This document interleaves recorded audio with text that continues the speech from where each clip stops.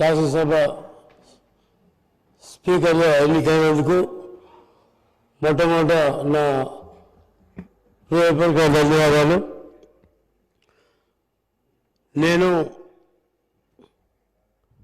మీరు పవిత్ర స్నేహితులం. ఎందుకంటే నేను ఒకటేసారి ఎంపీటీసీలం, ఒకటే నియోజకవర్గం. మరి ఆ రోజు ఇద్దరం కలిసి వికారాబాద్ సీటుకు 4 సార్లు కొట్లాడినాం. ఇద్దరం కూడా 4 సార్లు వికారాబాద్ సీటుకు కొట్లాడినాం. కాలక్రమేణా 2008లో మరి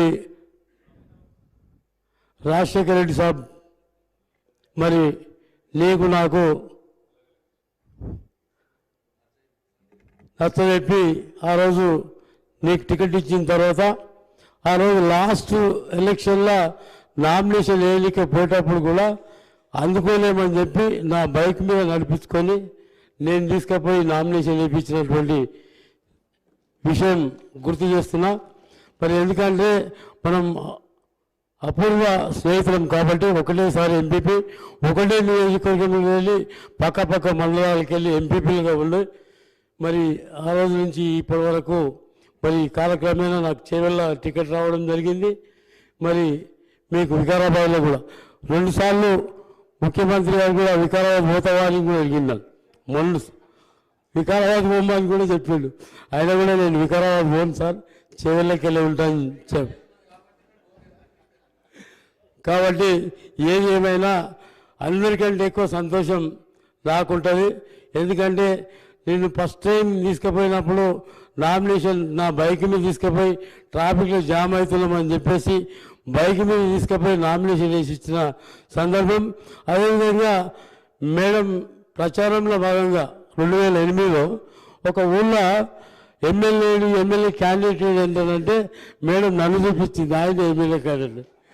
అలాంటి సందర్భం అంటే ఒక లాస్ట్ ప్రచారం ముగించే సమయం లోపల మరి ఆ ఊరికి రాలేని పరిస్థితిలో వేరే మండలాలు ఉంటే అక్కడ నన్ను చూపించిన సందర్భం ఉంది. కాబట్టి అందుకే మనం అపూర్వ స్నేహితులం అని చెప్తున్నా.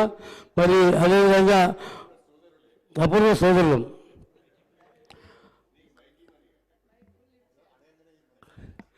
మీరు సభ్యులందరూ కూడా గౌరవ మర్యాదలు, మరి వాళ్ళ హక్కులకు ఎలాంటి భంగం కలగకుండా మరి ఒక దిగువ స్థాయి నుంచి ఉన్నత స్థాయికి ఇలా తెలంగాణ రాష్ట్రం స్పీకర్ స్థానం పవిత్రమైంది, అసెంబ్లీ పవిత్రమైంది. కాబట్టి అత్యున్నత స్థానంలో మీరు ఉన్నందుకు, మిమ్మల్ని ఎంపిక చేసినందుకు, మరి భగవంతుని కృప వల్ల మీరు ఎంపికైనందుకు మాకందరికీ కూడా హృదయపూర్వక ధన్యవాదాలు.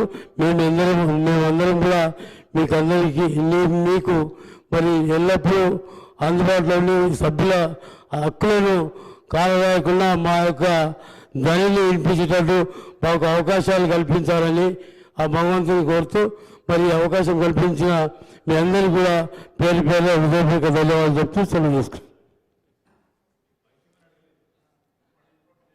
శ్రీ రాజగోపాల్ రెడ్డి గారు.